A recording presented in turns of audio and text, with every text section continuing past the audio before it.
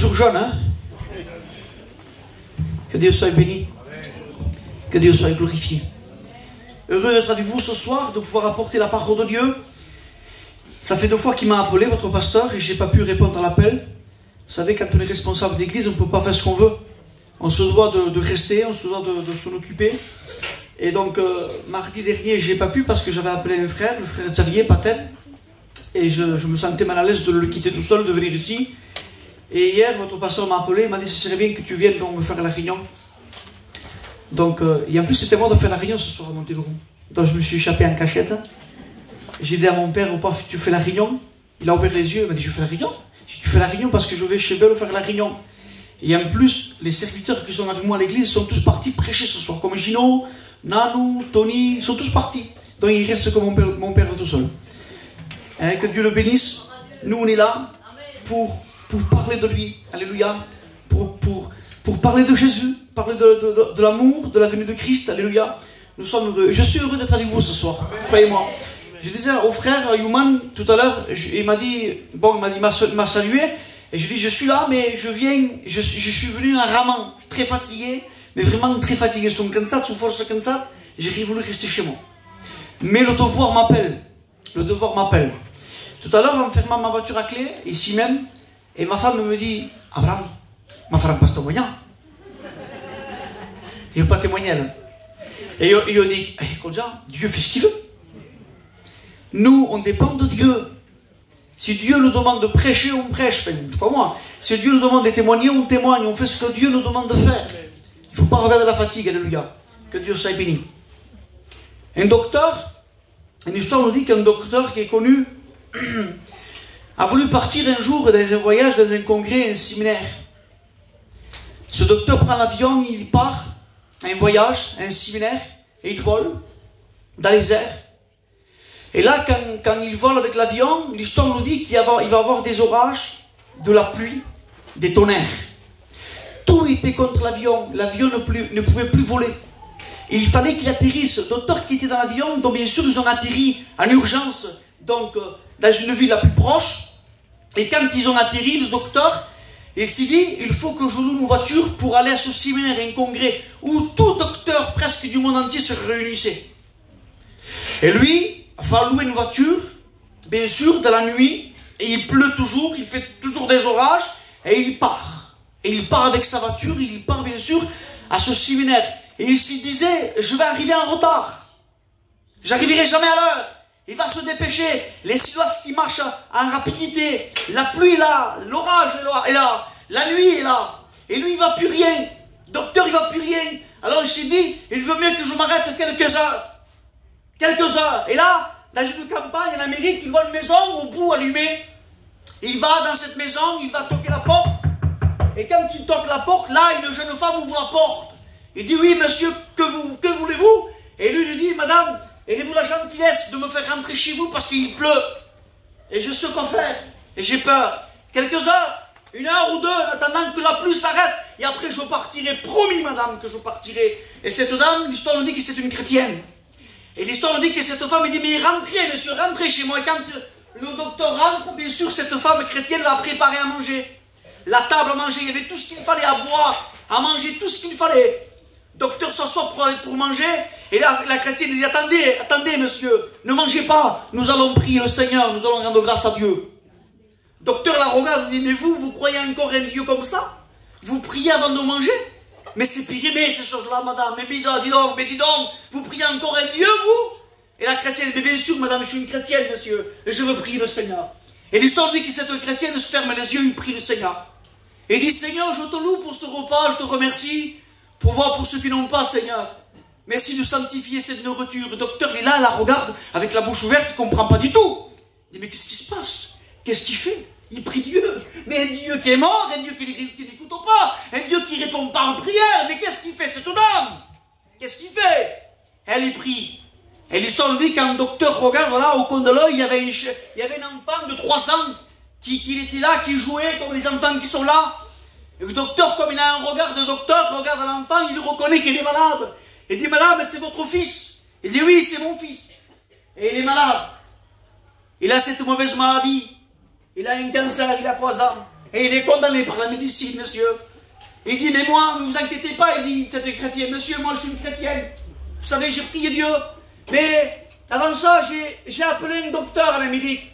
Il s'appelle John Ariston. Il est vachement connu.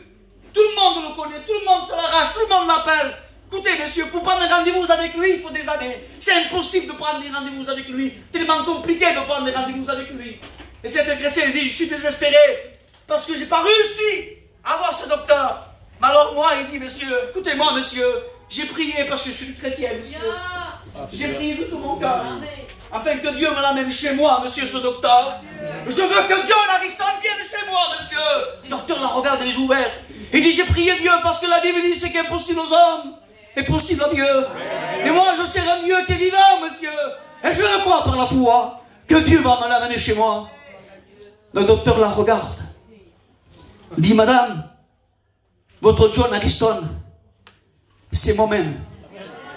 C'est moi-même, je suis John Ariston. Alors cette chrétienne la regarde et dit, monsieur, Dieu vous a envoyé chez moi. La Bible dit, ce qui est impossible aux hommes est possible à Dieu.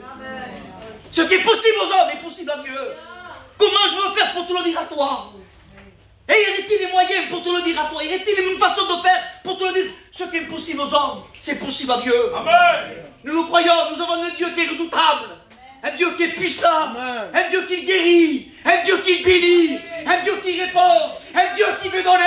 Et ce Dieu, je vous le prêche ce soir. Il s'appelle Christ. Amen. Jésus sauve.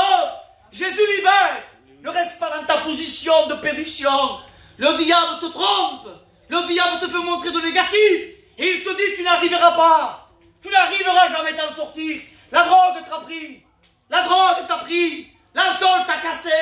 Le péché t'a cassé aussi. Et tu ne pourras jamais t'en sortir. Voilà ce qu'il te dit le diable dans ton cœur. Et c'est vrai. Souvent de fois, tu as essayé d'en sortir. Souvent de fois, tu as essayé de ne plus te droguer. Souvent de fois, tu as essayé de ne plus boire. Souvent de fois, tu as essayé de ne plus pécher. Souvent de fois, tu es venu au réunion et être sincère dans ton cœur. Tu es venu à l'appel. Et tu dis, mais Seigneur, je veux de toi, je veux de toi. On a même prié pour toi. Tu as été sincère. Mais tu t'aperçois que le péché est plus fort que toi. Tu t'aperçois que le péché est plus fort que toi. Le péché sera toujours plus fort que toi. Un homme de Dieu nous parle, la Bible nous parle d'un homme de Dieu qui s'appelle David. Et dira, ma mère m'a conçu dans le péché. Nous sommes tous pécheurs et privés de la grâce de Dieu. Nous sommes tous éloignés de Dieu. Quel est l'homme, quelle est la femme ce soir qui mérite d'être sauvé? Quelle est la personne ici dans l'auditoire qui mérite la grâce de Dieu? Quelle est la personne? Moi le premier. Avec les serviteurs qui sont là, on ne mérite pas la grâce de Dieu. Et pourtant l'amour de Dieu, la compassion, la fidélité, Amen, nous donne l'amour, nous donne la grâce. Et c'est ce que Dieu veut pour toi ce soir. Il veut te communiquer cette grâce. Il ne veut pas seulement une cuisson de chair de poule. Ne te regarde pas dans une quignon. On ne se regarde pas dans une quignon. Ma regarde le rignon, faux. C'est trop gitan ça. Et je marche gitan, mucho. Le cantique il m'a touché parce qu'il chante en catalan. Et comme nous sommes des catalans, ça touche. C'est sentimental. Une réunion, c'est pas sentimental. Une réunion ne sort pas la chair de poule. C'est à la chair de poule parce que t'as froid. La réunion te communique quelque chose de particulier. Amen, amen. Une réunion te fait réaliser que tu es pécheur. La Bible dit quand t'es malheureux, crie. L'Éternel entend. Il faut crier si tu es malheureux. Si tu es malheureux, il faut crier à Dieu. Et toi, tu restes avec les mains croisées comme ça. Est-ce que Dieu va venir me libérer? Crie à Dieu. Amen. Crie à Dieu. Et Dieu va te libérer. La Bible dit dans l'Exode, au chapitre 12, un texte si connu, je l'ai prêché maintes fois. Des maintes fois. Je suis venu avec des messages, pasteur. Je voulais vous prêcher ce message de Samaritain ce soir.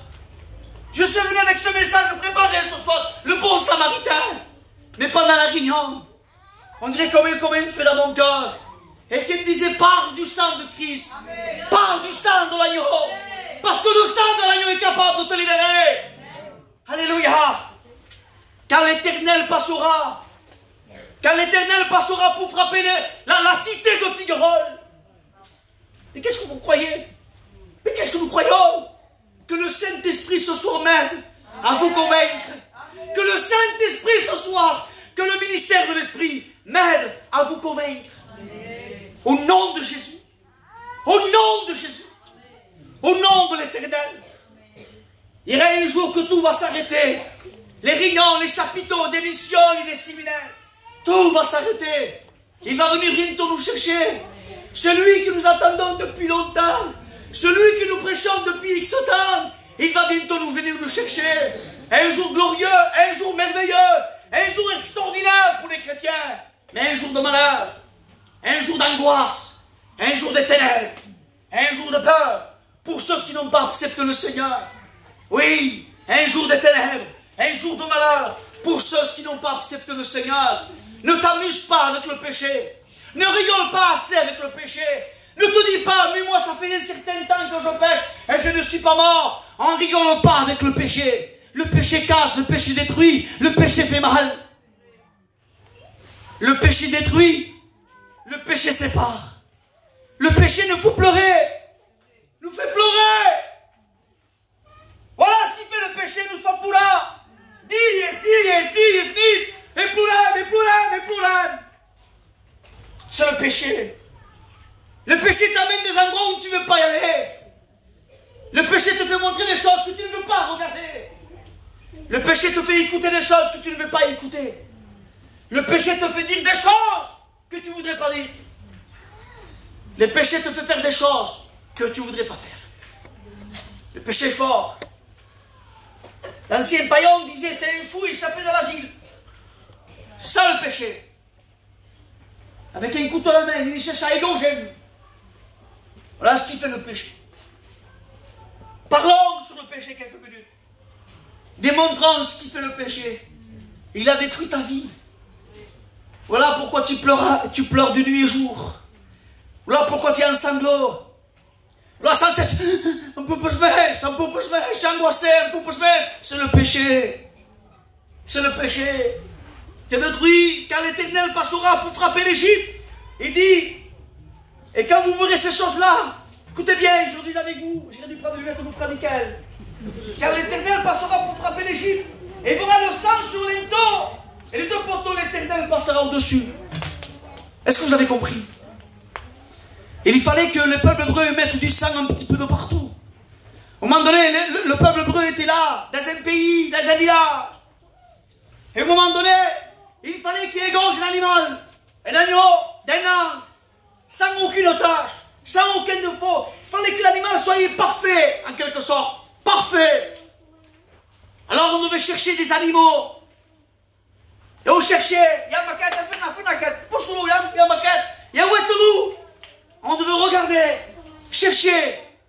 On devait même écarter la laine de l'animal pour voir s'il avait des taches. Et s'il y avait une tache, il n'était pas convenable au sacrifice. On le faisait marcher. Moi je marchais comme ça. Allez, marche. Et si l'animal marchait, qu'il boitait un petit peu, il n'était pas apte au sacrifice. On cherchait l'animal, parfait. Mais on n'en trouvait pas dans tous les coins des rues, ces animaux. Pas dans tous les coins. On devait chercher. Et quand on en avait un, quand on en trouvait un, on disait celui-là, on va le réserver pour le sacrifice. On le mettait à part. Et aujourd'hui, quand il y avait un mâle, on le prenait, allez, c'est le moment. Alors dans le sacrificateur, enfin qu'il immole, qu'il soit sacrifié pour le sacrifice. Mais ça, c'était une fois par an. C'est pas tout le temps. Et le Kopkalan, on appelait ça le Yom Kippur, le jour du grand pardon. Le jour du grand pardon, c'était pas tout le temps, l'Église de Dieu. Et quand je vous parle comme ça, je parle à ce message, je pense à ce message-là que je l'ai prêché hier. Un ange descendait de temps en temps et venait agiter l'eau. T'es pas canadien, mais t'es le sacrifice, c'était une fois par an, pas tout le temps, de temps en temps. Écoutez, ce n'est pas la force des mots qu'on va essayer de vous convaincre.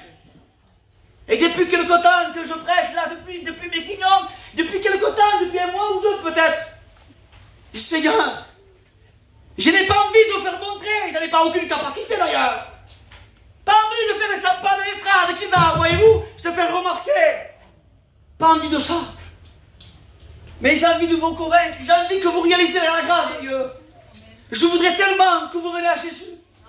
Je voudrais tellement que vous faites la paix avec lui. il fallait qu'ils mettent du sang. Du sang. Du sang de l'agneau. Alors on égorgeait l'animal. Et Moïse dit au peuple, il dit, préparez-vous. Préparez-vous. Pourquoi? Qu'est-ce qui va se passer? Il dit, parce que l'ange de la mort va bientôt s'abattre. Devient l'ange de la mort, pas ça. Mais quand, on ne sait pas. Quelle heure, on ne sait pas. Mais on sait qu'il va bientôt passer. Ben, il revient. Alors, tous les Hébreux, famille, enfants, hommes, veillards, tout le monde rentrait chez eux. Tous les Hébreux, tout le monde se précipitait. Et tout le monde devait rester dans leur maison. Et tout le monde devait espérer. Quand passe? Quoi est-ce que passe? On ne sait pas. Mais on sait une chose, qu'il va passer. Amen. Il va passer. Et moi, je vois cette image, les frères.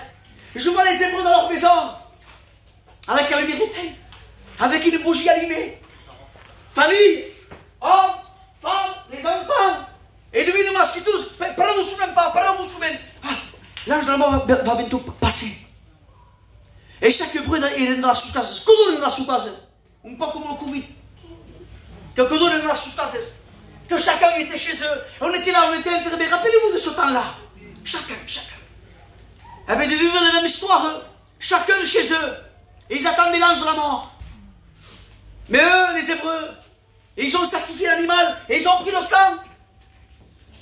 Ils sont allés autour des portes. Et ils ont mis du sang autour. Autour des portes, autour. Parce qu'il fallait que l'ange de la mort, quand il passait, il fallait qu'il voie. Quand il voyait du sang, la Bible nous dit qu'il passait outre. Il ne s'arrêtait même pas, lui. Mais il ne savait pas du sang. Quel dégât. Quelle tristesse. Il rentrait à l'intérieur. Et tout premier-né mourait. Tout premier-né. Même les animaux mouraient. Seigneur, quelle ruine. Quelle tristesse. Écoute bien. Et au moment donné, moi j'ai prêché la dernière fois, j'ai prêché sur ça. Et je lui disais, mon frère Michael, je te pose une question. Et je sais que vous allez faire la même chose que moi, les pasteurs. Io me dis un dama, ti che sanno l'agneau, alors tu portes. Pourquoi?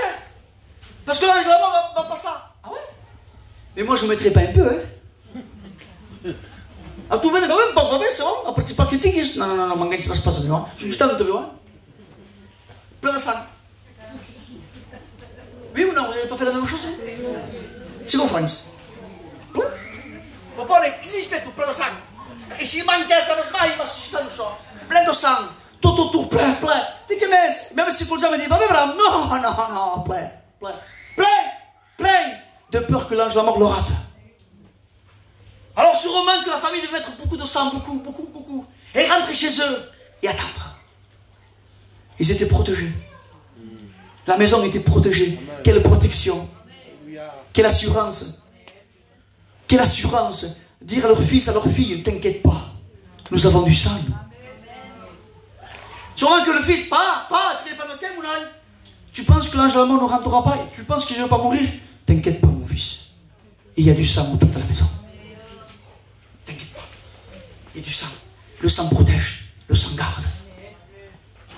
Alors l'ange de la mort rentre en action, ça y est. Il vient.